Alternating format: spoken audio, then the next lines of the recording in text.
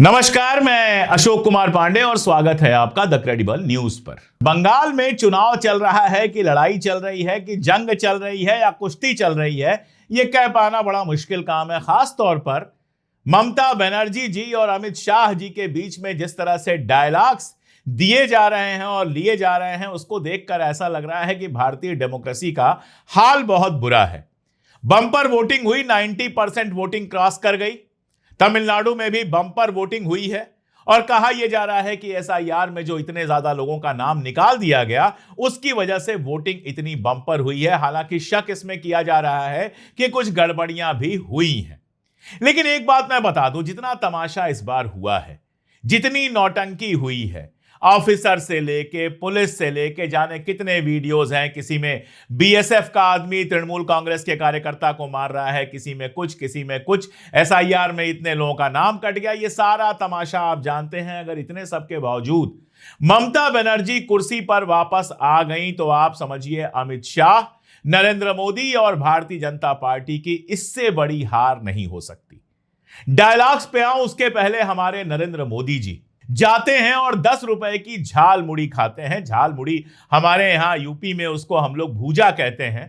तो वो झाल मुड़ी 10 रुपए की खाते हैं और अब कह रहे हैं कि जीतने के बाद झाल मुड़ी भी बंटवाया जाएगा। और आप क्या बंटवा सकते हैं? गैस का सिलेंडर तो बंटवा नहीं सकते, लोग लाइन में लगे हुए हैं। पेट्रोल डीजल बंटवा नहीं सकते। मुझे लगता है कि इलेक्शन खत्म होते ही जो प्राइस बढ़ेगी, उसके बाद झाल मुड़ी ही लोग खाएंगे, क्योंकि उसमें गैस नहीं लगती, उसको पकाना नहीं पड़ता, इसलिए लोग आराम से झाल मुड़ी खाएंगे और कुछ खाना हिंदुस्तान में मुश्किल होता जाएगा। लेकिन नरेंद्र मोदी जी को देखिए, तस्वीर खिंचवाने का मौका हमारे प्रधानमंत्री कभी नहीं छोड़ते।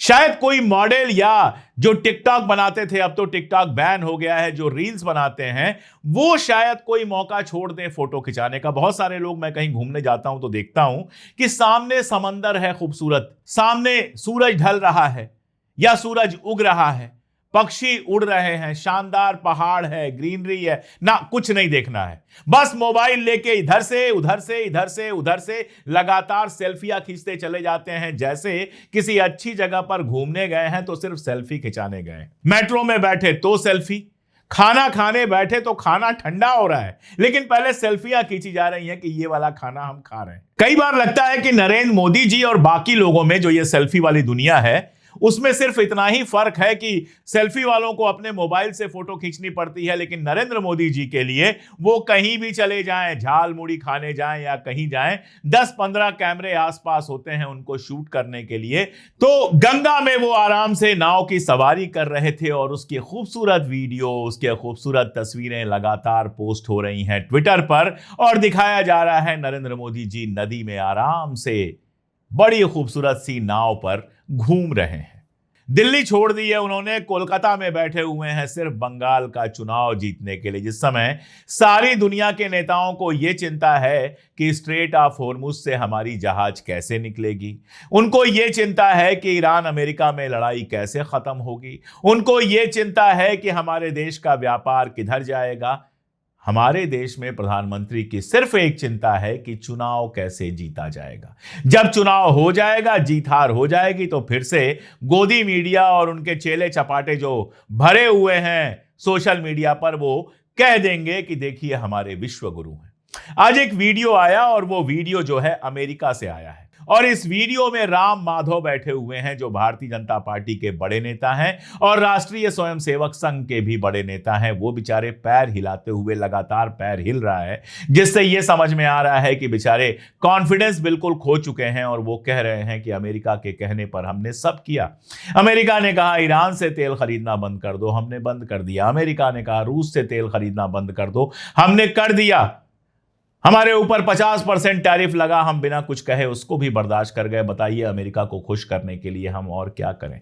ये सब किया तो नरेंद्र मोदी जी ने है, प्रधानमंत्री हैं वो, लेकिन जवाब राम माधव दे रहे हैं और वो बता रहे हैं कि किस तरह अमेरिका के सामने मोदी जी सरेंडर कर गए हैं। इस हद तक सरेंडर कर गए हैं कि हेल होल कहता है, नरक का द्वार कहता है भारत को ट्रंप, और उस पर भी खामोश रहते हैं। बंगाल चुनाव में कोई कमी नहीं है। बंगाल चुनाव में सड़क पर घूम रहे हैं, मंचों पर जाकर भाषण दे रहे हैं, झाल मुड़ी खा रहे हैं, नदी में तैरना तो नहीं आता लेकिन नदी में नाव पर चल रहे हैं। ये सारा कुछ बंगाल में सिर्फ एक चुनाव को जीतने के लिए कर रहे हैं। उसके बाद भी अंदर खाने से जो खबर आ रही है वो यही बता रही है कि भारतीय जनता पार्टी के जीतने की बहुत ज्यादा संभावना नहीं है। बाकी चुनाव आयोग ने इतनी मेहनत की है तो रिजल्ट क्या आएगा वो तो आप भी देखेंगे, हम भी देखेंगे। बात शुरू की थी मैंने अमित शाह जी और ममता बनर्जी के बीच में जो लगातार डायलॉग बाजी हो रही है उस पर मैंने बात शुरू की थी। अमित शाह जी का एक डायलॉग आया, बंगाल का मुख्यमंत्री बांग्ला बोलने वाला ही बनेगा।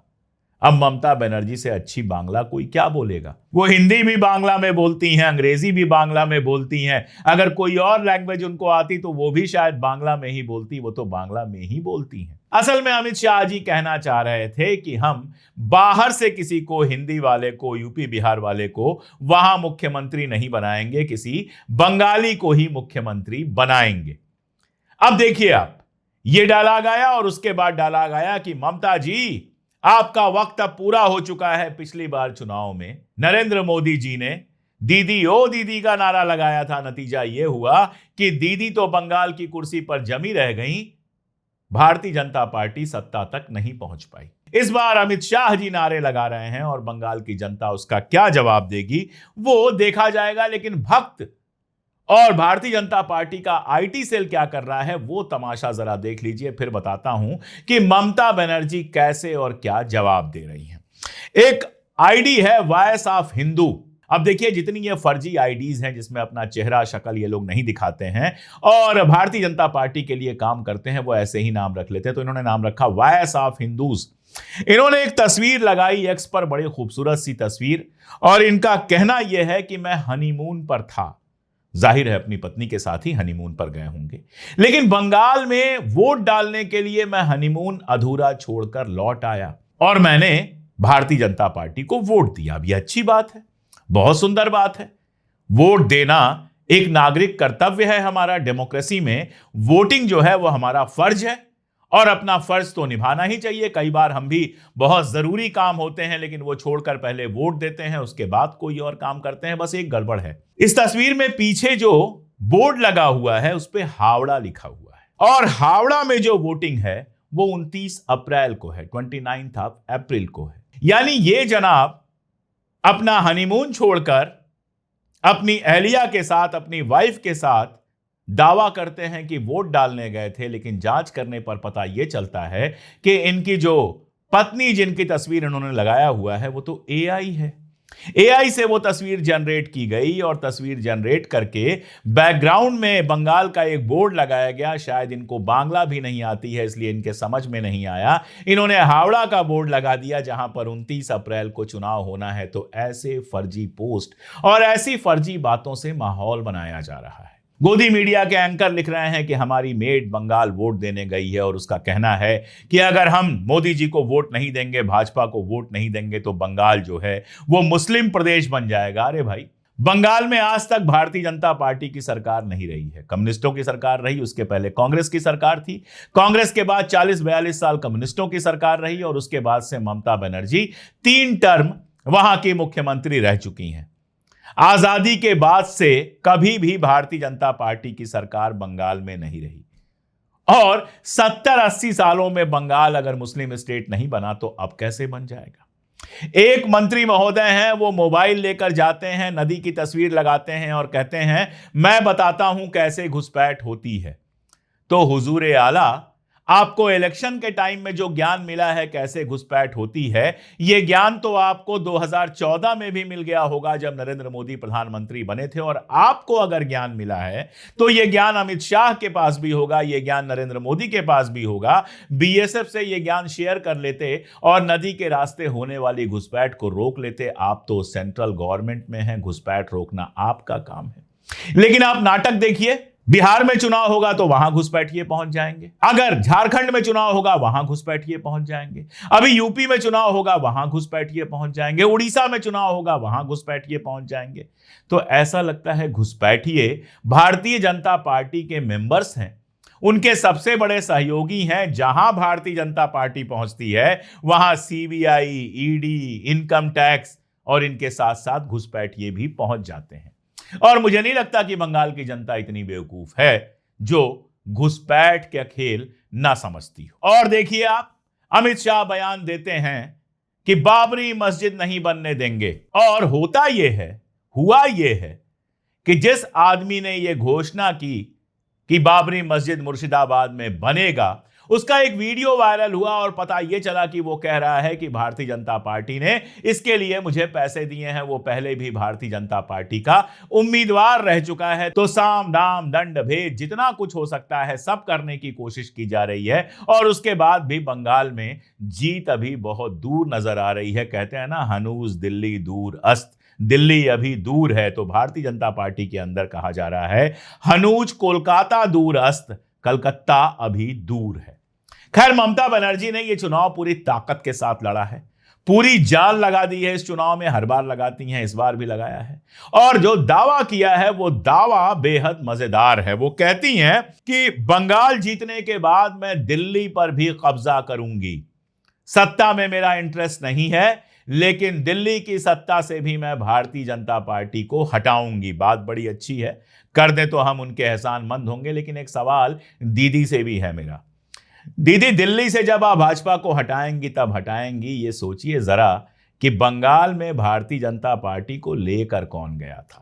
अगर आपने भारतीय जनता पार्टी के साथ अटल बिहारी वाजपेयी के समय समझौता नहीं किया होता तो आज बंगाल में भारतीय जनता पार्टी इतनी मजबूत नहीं होती। आप वामपंथियों को खत्म करना चाहती थी, कांग्रेस को खत्म करना चाहती थी, और इसीलिए आपने भारतीय जनता पार्टी के साथ समझौता किया, आपने उंगली पकड़ाई, वो धीरे धीरे आपके पहुंचे तक पहुंच गए, और आज आप दिन रात लगी हुई हैं इस दौड़ में, दिन रात लगी हुई है इस डर में कि कहीं आपकी सत्ता भारतीय जनता पार्टी ना छीन ले। मायावती जी ने भारतीय जनता पार्टी के साथ मिलकर यूपी में सरकार बनाई थी। आज कंडीशन यह है कि यूपी में भाजपा की सरकार है और मायावती जी एक किनारे बैठी हुई है। नीतीश कुमार ने भारतीय जनता पार्टी को बिहार में रास्ता दिया, बिहार में उसके साथ मिलकर सरकार बनाई, और आज कंडीशन यह है कि नीतीश बाबू बिहार छोड़कर जाने पर मजबूर हुए हैं। राज्यसभा की मेंबरी दी गई है, दिल्ली में पड़े हुए हैं, कोई पूछने वाला नहीं है,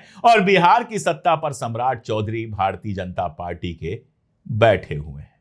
उड़ीसा के मुख्यमंत्री नवीन पटनायक, नवीन बाबू को लगता था कि बस भारतीय जनता पार्टी को केंद्र में समर्थन देते रहो, राज्य में हमारी सरकार बनी रहेगी। आज कंडीशन यह है कि नवीन बाबू का नाम लेवा कोई है नहीं, केंद्र में कोई एमपी नहीं है, और उड़ीसा में विपक्ष के नेता हैं। आज अगर कांग्रेस के अंदर वाकई ताकत होती या कांग्रेस ने वहां पर किसी जिम्मेदार आदमी के सहारे काम किया होता तो नवीन बाबू की आधी पार्टी कांग्रेस में आ चुकी होती। आज नहीं कल यही होना है।